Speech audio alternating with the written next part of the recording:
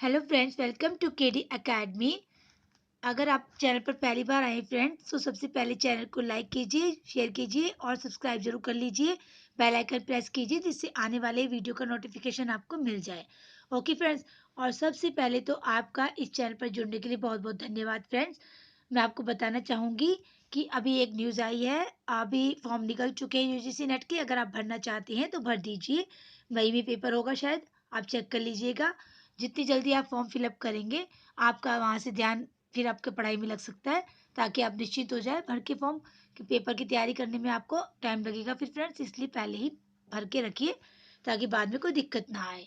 Okay friends, और शुरू करने से पहले मैं आपको बताना चाहूँगी कि अगर आपने इससे पहले की वीडियो नहीं देखे हैं फ्रेंड्स, तो वो जाके ज़रूर देखिए, वो आपके बहुत काम आएंगे। हमने प्रकरण 1 डाल चुकी हूँ मैं इसमें पहले, रीतिकाल का। अब प्रकरण 2 शुरू होगा, और इससे पहले भक्ति काल के 23 वीडियो अपलोड हो चुके हैं और 9 वीडियो आदिकाल के अपलोड हो चुके हैं। अगर आपने नहीं देखे हैं तो वो जाके जरूर देखिए फ्रेंड्स, वो आपके बहुत काम आएंगे और आप तैयारी करते रहिए। चलिए स्टार्ट करते हैं। प्रकरण 2, रीति ग्रंथकार कवि। हिंदी साहित्य की गति का ऊपर, हमने पहले फ्रेंड मैं बता चुकी हूँ कि इसमें हमें आपके लिए प्रकरण 1 लाई थी, उसमें हम बता चुके हैं कि जो हिंदी साहित्य का जो ये रीतिकाल के बारे में बता चुके हैं कि उसमें जो है सामान्य प्रवृत्ति का पता चल चुका है अभी तक आपको कि इसमें कौन सी थी। श्रृंगार थी, श्रृंगार और वीर रस कविताएं लिखा करते थे। ओके फ्रेंड्स, अब मैं आपको इसमें बताऊंगी कि जो इसके मुख्य मुख्य कवि हैं ना, उनके बारे में बताऊंगी। सबसे पहले तो इसमें चिंतामणि त्रिपाठी हैं, ये मुख्य कवि हैं। ये तिकवापुर जिला कानपुर के रहने वाले और 4 भाई थे। 4 भाई नोट कर लीजिए फ्रेंड्स, कौन कौन से थे। ये चारों ही कवि थे, चिंतामणि, भूषण, मतीराम और जटाशंकर। आप नोट करना चाहे तो नोट कर लीजिए, वैसे मैं अंडरलाइन करके बता देती हूँ आपको। इसमें चिंतामणि, भूषण, मतीराम और जटाशंकर। ओके फ्रेंड्स, जिनमें प्रथम 3 तो हिंदी साहित्य में बहुत यशस्वी हुए। इनके पिता का नाम रत्नाकर त्रिपाठी था। कुछ दिन से यह विवाद उठाया गया है कि विभूषण ना तो चिंतामणि और मतीराम के भाई थे, ना शिवाजी के दरबार में थे। पर इतनी प्रसिद्ध बात का जब तक पर्याप्त विरुद्ध प्रमाण न मिले, तब तक वह अस्वीकार नहीं की जा सकती। चिंतामणि का जन्म काल संवत 1666 के लगभग और कविता काल संवत 1700 के आसपास ठहरता है। इनका कवि कुल कल्प तरु, फ्रेंड नोट कर लीजिए, चिंतामणि का कवि कुल कल्प तरु, ये पूछा जा चुका है यूजीसी नेट में, नामक ग्रंथ संवत 1707 का लिखा है। इनके संबंध में शिव सिंह सरोज में लिखा है कि ये बहुत दिन तक नागपुर में सूर्यवंशी भोसला मकरंद शाह के यहाँ रहे और उन्हीं के नाम पर छंद विचार नामक पिंगल का बहुत भारी ग्रंथ बनाया। और काव्य विवेक, कवि कुल कल्प तरु, काव्य प्रकाश, रामायण, ये 5 ग्रंथ इनके बनाए हुए हमारे पुस्तकालय में मौजूद है। फ्रेंड्स ये सारे नोट कर लीजिए, मैं अंडरलाइन कर देती हूँ। इनके कवि कुल कल्प तरु, काव्य प्रकाश, रामायण, काव्य विवेक और छंद विचार। ओके फ्रेंड्स, ये 5 है इनके, इनको नोट कर लीजिए। बाबू रुद्र शाही सोलंकी, शाहजहां बादशाह और जैनदी अहमद ने इनको बहुत दान दिए हैं। इन्होंने अपने ग्रंथ में कहीं कहीं अपना नाम मणिमाल भी कहा है। ये हम बता ही चुके हैं फ्रेंड्स, चिंतामणि ने जो है काव्य के सब अंगों पर ग्रंथ लिखे हैं। इनकी भाषा ललित और सा अनुप्रास होती थी। अवध के पिछले कवियों की भाषा देखते हुए इनकी ब्रज भाषा विशुद्ध दिखाई पड़ती है। विषय वर्णन की प्रणाली भी मनोहर है। फ्रेंड्स ये भाषा जो है, आप ध्यान से समझ लीजिए कि इस कवि की कौन सी भाषा है और किस तरह का इनका भाव है कविताओं में। ओके फ्रेंड्स, ये आपको पता होना चाहिए। ये वास्तव में एक उत्कृष्ट कवि थे। इनकी रचना का देख लीजिए आप फ्रेंड्स उदाहरण। यही उदाहरत है तिन्हें, जे परे मोह महो दधी के जल फेरे, जे इन कोपल ध्यान धरे मन, तेना परे कभौ जम घेरे, राजे रमा रमनी उपधान, अभे वरदान रहे जन नेरे, है बल भार उदंड भरे हरि के भुजदंड, सहायक मेरे इक आजू में कंदन बेली, लखी मणि मंदिर के रुचि वृंद भरे, अरविंद के पल्लव इंदु तहा अरविंदन ते मकरंद झरे, उत बुंदन के मुक्तांगन है, फल सुंदर भय पर आनी परे, लखी यो दुति कंद आनंद, कलानंद नंद शिलाद्रव रूप धरे, आखिन मुंदिबे के मिस आनी अचानक पीठी उरोज लगावे, केहू कहू मुस्काए चिते अग राय अनुपम अंग दिखावे, ना छई छल सो छतिया हंसी भो चढ़ाए आनंद बढ़ावे, जो बन के मद मत लिया हित सो पति को नित चित चुरावे। दूसरे कवि है रीतिकाल के फ्रेंड्स, मुख्य कवि जो है बेनी, ये असनी के बंदी जन थे और संवत 1700 के आसपास विद्वान थे। इनका कोई ग्रंथ नहीं मिलता, पर फुटकल कवि तो बहुत से सुने जाते हैं, जिनसे यह अनुमान होता है कि इन्होंने नक शिक और छठ ऋतु पर पुस्तकें लिखी होगी। कविता इनकी साधारणता अच्छी होती थी, भाषा चलती होने पर भी अनुप्रास युक्त होती थी। इनके उदाहरण देख लीजिए फ्रेंड्स। शहरे सिर पे छवि मोर पखा, उनकी नथ के मुकुता ठहरे, फहरे पियरो पट बेनी इते, उनकी चुनरी के जवा जहरे, रस रंग भिरे अभिरे है तमाल, दो रस ख्याल चहे लहरे, नित ऐसे स्नेह सो राधिका श्याम हमारे, ये में सदा बिहरे, कवि बेनी नहीं उनई है घटा, मोरवा बन बोलत कुकनरी, चेहरे बिजूरी छिति मंडल छवे, लहरे मन मैन भभूकन, पहरी चुनरी चुनी के दुलहरी, दुलही संग लाल के झूलहु झूकन, ऋतु पावसियो ही बितावत ही मारी हो, फिरी बावरी हुकनरी। अब तीसरे कवि है फ्रेंड महाराज यशवंत सिंह। ये मारवाड़ के प्रसिद्ध महाराज थे, जो अपने समय के सबसे प्रतापी हिंद नरेश थे और जिनका भय औरंगजेब को बराबर बना रहता था। इनका जन्म संवत 1683 में हुआ। ये शाहजहां के समय में ही कई लड़ाइयों पर जा चुके थे। महाराज गज सिंह के ये दूसरे पुत्र थे और उनकी मृत्यु के उपरांत संवत 1695 में गद्दी पर बैठे। इनके बड़े भाई अमर सिंह अपने उद्धत स्वभाव के कारण पिता द्वारा अधिकार च्युत कर दिए गए थे। महाराज जसवंत सिंह बड़े अच्छे साहित्य मर्मज्ञ और तत्व ज्ञान संपन्न पुरुष थे। उनके समय में राज्य भर में विद्या की बड़ी चर्चा रही और अच्छे अच्छे कवियों और विद्वानों का बराबर समागम होता रहा।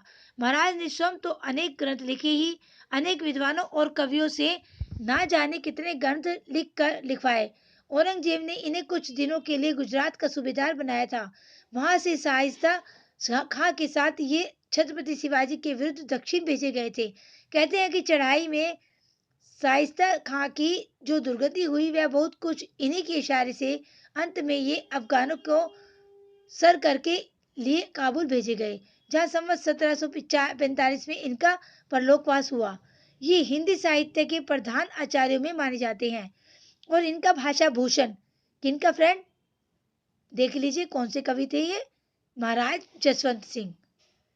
इनका कौन सा है नोट कर लीजिए,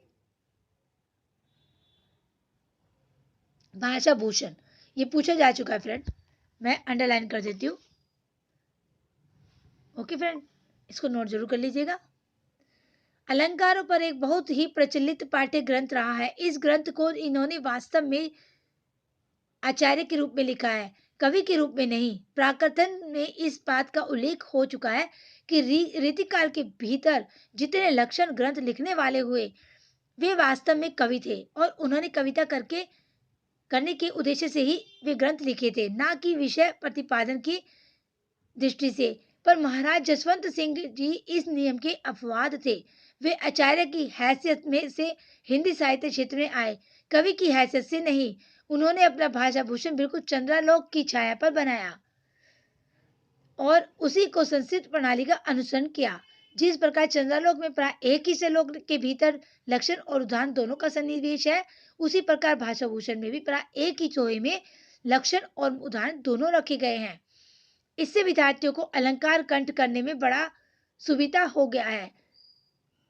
भाषा भूषण हिंदी काव्य रीति के अभ्यासियों के बीच वैसा ही सर्वप्रिय हुआ जैसा कि संस्कृत के विद्यार्थियों के बीच चंद्रालोक। भाषा भूषण बहुत छोटा सा ग्रंथ है। भाषा भूषण के अतिरिक्त जो और ग्रंथ उन्होंने लिखा है वे तत्व ज्ञान संबंधी है, जैसे अपरोक्ष सिद्धांत, अनुभव प्रकाश, आनंद विलास, सिद्धांत बोध, सिद्धांत सार, प्रबोध चतुरोदय, नाटक। ये नाटक है फ्रेंड, इनको नोट कर लीजिए, मैं अंडरलाइन कर देती हूँ फ्रेंड, नोट कर लीजिए। अपरोक्ष सिद्धांत, अनुभव प्रकाश, ये सारे नोट कर लीजिए। ओके, अब चलिए आगे। जिनसे पद रचना की पूरी निपुणता प्रकट होती है, पर साहित्य में जहां तक संबंध है, ये आचार्य या शिक्षक के रूप में ही हमारे सामने आते हैं। अलंकार निपुणता को कि इनकी पद्धति का परिचय कराने के लिए भाषा भूषण के दो दोहे नीचे दिए जाते हैं। अलंकार अतिशयोक्ति, यह वर्णत अतिशय रूप आचक तेरे दान ते भय कल्प तरु भूप पर्यस्ताह पनु पर्यस्त जू गुण एक को और विषय आरोप होई सुधाधर नाई यह वदन सुधाधर ओप। ये दोहे चंद्रालोक के इन श्लोकों से स्पष्ट छाया है। फ्रेंड देख लीजिए। अतियुक्ति रदु भूता तथ्य शौर्या दार्य दिवर्णम त्वयि दातरी राजेंद्र याचकः कल्प शाखिनः पर्यस्तः अपुननित यंत्र धर्मांतरम निषिध्यते नायम सुधांशुम किम तहिम सुधांशुम प्रेसी सुखम। भाषा भूषण पर पीछे 3 टीकाएं रची गई है। अलंकार रत्नाकर नाम की टीका, जिसे वंशीधर ने संवत 1792 में बनाया, ये फ्रेंड नोट कर लीजिए। दूसरी टीका प्रताप सिंह की और तीसरी गुलाब कवि की भूषण चंद्रिका। ओके फ्रेंड्स, ये पूरा नोट कर लीजिए, अंडरलाइन कर दिया मैंने आपके लिए। चौथे कवि है बिहारी लाल। ये माथुर चौबे कहे जाते हैं और इनका जन्म ग्वालियर के पास बसूबा गोविंदपुर नाम में गांव में संवत 1660 के लगभग माना जाता है। एक दोहे के अनुसार इनकी बाल्यावस्था बुंदेलखंड में बीती और तरुणावस्था में ये अपने ससुराल मथुरा में आ रहे। अनुमानता है ये संवत 1720 तक वर्तमान रहे। ये जयपुर के मिर्जा राजा जय शाह महाराज जय सिंह के दरबार में रहा करते थे। कहा जाता है कि जिस समय ये कविश्वर जयपुर पहुंचे, उस समय महाराज अपनी छोटी रानी के प्रेम में इतने लीन रहा करते थे कि राजकाज देखने के महलों के बाहर निकलते ही ना थे। इस पर सरदारों की सलाह से बिहारी ने दोहा किसी प्रकार महाराज के पास भीतर भिजवाया। ये फ्रेंड नोट कर लीजिए, इंपॉर्टेंट है ये बिहारी का दोहा, नोट कर लीजिए। नहीं पराग नहीं मधुर मधु नहीं विकास यही काल अली कली हो सी सो बंधियो आगे कौन हवाल। कहते हैं कि इस पर महाराज बाहर निकले और तभी से बिहारी का मान बहुत अधिक बढ़ गया। महाराज ने बिहारी को इसी प्रकार के सरस दोहे बनाने की आज्ञा दी। बिहारी दोहे बनाकर सुनाने लगे और प्रति दोहे पर 1 अशर्फी मिलने लगी। इस प्रकार 700 दोहे बने, जो ये फ्रेंड नोट कर लीजिए, इनके जो है 700 दोहे हैं जो संग्रहित होकर बिहारी सत्सई के नाम से प्रसिद्ध है। ये नोट कर लीजिए फ्रेंड, ये जरूर आएगा, आता है, इंपॉर्टेंट है। श्रृंगार रस के ग्रंथों में जितनी ख्याति और जितना मान बिहारी सत्सई का हुआ, उतना और किसी का नहीं। इसका एक एक दोहा हिंदी साहित्य में एक एक रत्न माना जाता है। इसकी 50 टीकाएं रची गई। इन टीकाओं में 4-5 टीकाएं तो बहुत प्रसिद्ध है। कृष्ण कवि की टीका जो कवियों में है, हरि प्रकाश टीका, लल्लू लाल जी की लाल चंद्रिका, नोट कर लीजिए फ्रेंड इनको भी। इन टीका और सूरत मिश्र की टीका। ओके फ्रेंड, साइड नोट कर लीजिए। इन टीकाओं के अतिरिक्त बिहारी के दोहों के भाव पल्वित करने वाले छप्य, कुंडलिया, सवैया आदि कई कवियों ने रचे। पठान सुल्तान की कुंडलिया इन दोहों पर बहुत अच्छी है पर अधूरी है। भारतेंदु हरिश्चंद्र ने कुछ और कुंडलिया रचकर पूर्ति करनी चाहिए थी। पंडित अंबिकादास व्यास ने अपने बिहारी बिहार में सब दोहों के भाषों को, फ्रेंड ये भी नोट कर लीजिए, पूछी जा चुकी है। बिहारी बिहार किसकी है? अंबिकादास व्यास की। ओके फ्रेंड, मैं आपको इसलिए इंपॉर्टेंट बताती जा रही हूँ, आप इनको अच्छे से अपने माइंड में रख लेना या कैसे भी नोट जरूर कर लीजिए। सब दोहों के भावों को पल्वित करके रोला छंद लगाए हैं। इसीलिए फ्रेंड मैं कहती हूँ कोई भी वीडियो को स्किप करके मत देखिए। स्किप करेंगे तो आपका इंपॉर्टेंट पॉइंट मिस कर जाएंगे फ्रेंड।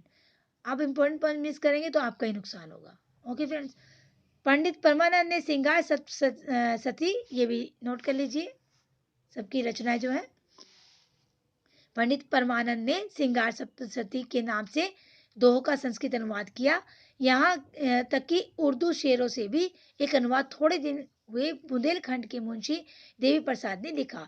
इस प्रकार बिहार संबंधी एक अलग साहित्य ही खड़ा हो गया। इतने से ही इस ग्रंथ की सर्वप्रियता का अनुमान हो सकता है।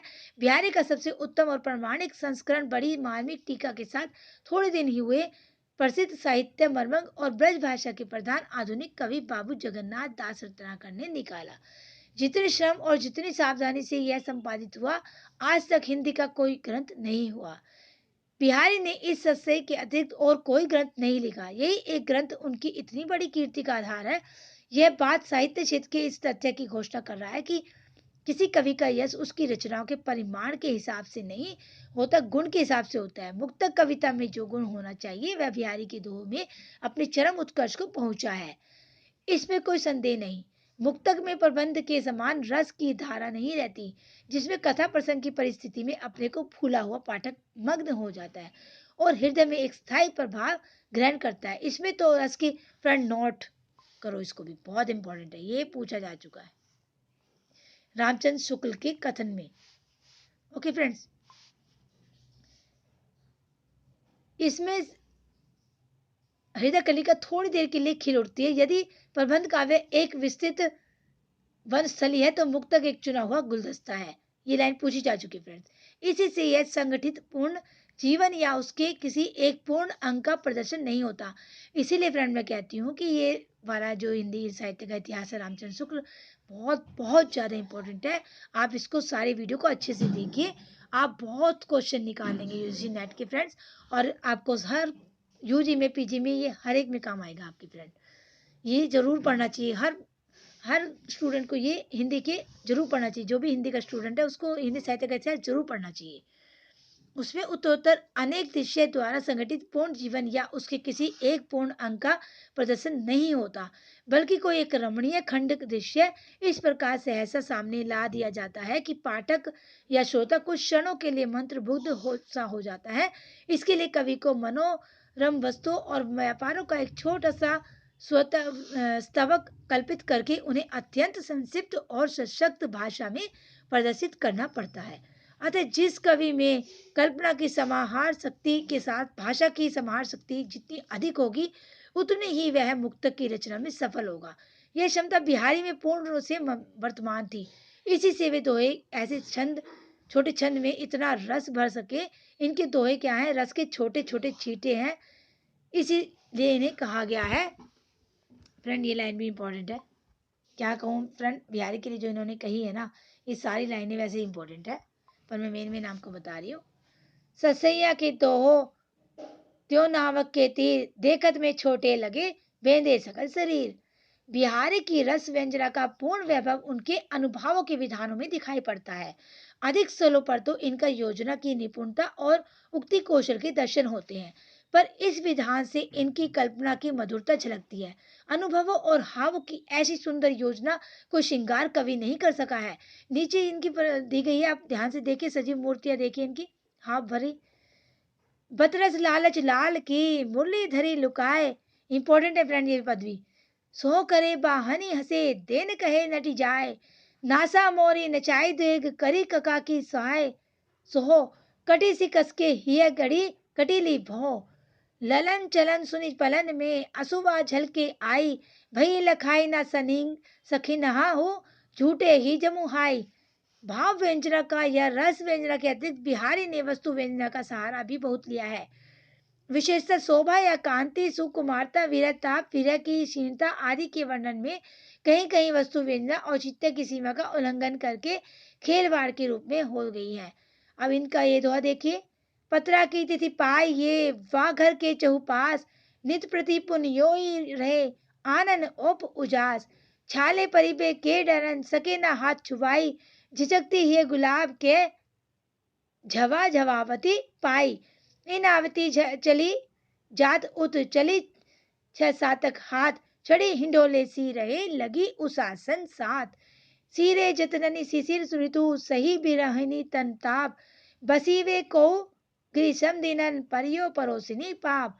आए दे आले बसन जाड़े हु की राती, साइस क्या ने बस सखी सबे डिंग जाती। अनेक स्थानों पर इनके व्यंग्यार्थ को स्फुट करने के लिए बड़ी क्लिष्ट कल्पना अपेक्षित होती है। ऐसे स्थलों पर केवल रीति या रूढ़ी ही पाठक की सहायता करती है और उसे पूरे प्रसंग का आक्षेप करना पड़ता है। ऐसे दोहे बिहारी में बहुत से हैं, पर यहाँ दो उदाहरण देख लीजिए आप फ्रेंड्स। ये उदाहरण हम कल पढ़ेंगे, या उदाहरण को पढ़ लेते हैं, बाकी कल पढ़ लेंगे। दिठी परोसिनी इठ है, गहे जु गहे सयान, सबे संदेशे कही कहो, मुस्काहट में मान, नहे विरह बढ़ती विधा, खरी विकल जिय बाल, बिलखी देखी परोसिनहा, हर्षी हंसी ति निकाल। ओके फ्रेंड्स, आज के लिए इतना ही काफ़ी है। कल हम पढ़ेंगे, फिर से इसी को कंटिन्यू करेंगे रीतिकाल को ही, और प्रकरण 2 को। जब तक ये पूरा नहीं हो जाता हम प्रकरण 2 पढ़ेंगे फ्रेंड। और मैं बार बार रिपीट करती हूँ फ्रेंड्स, अगर आपने अभी तक चैनल को सब्सक्राइब नहीं किया तो चैनल को जरूर सब्सक्राइब कर लीजिए, क्योंकि जब तक आप चैनल को सब्सक्राइब नहीं करेंगे तब तक आपको पूरे वीडियो नहीं मिलेंगे। अगर आप पूरे वीडियो देखना चाहते हैं फ्रेंड, तो आप चैनल को जरूर सब्सक्राइब कर लीजिए और प्ले लिस्ट में जाके लाइन वाइज सारे वीडियो देखिए, जिससे आपको बहुत फ़ायदा होगा फ्रेंड। आप हिंदी के काफ़ी क्वेश्चन निकाल लेंगे। पेपर 1 तो फ्रेंड्स आप कहीं भी कर सकते हैं, उसकी तैयारी तो बहुत से चैनल करा देते हैं, लेकिन पेपर 2 की सब नहीं करा पाते हैं, इसलिए मैंने पेपर 2 डाला है फ्रेंड।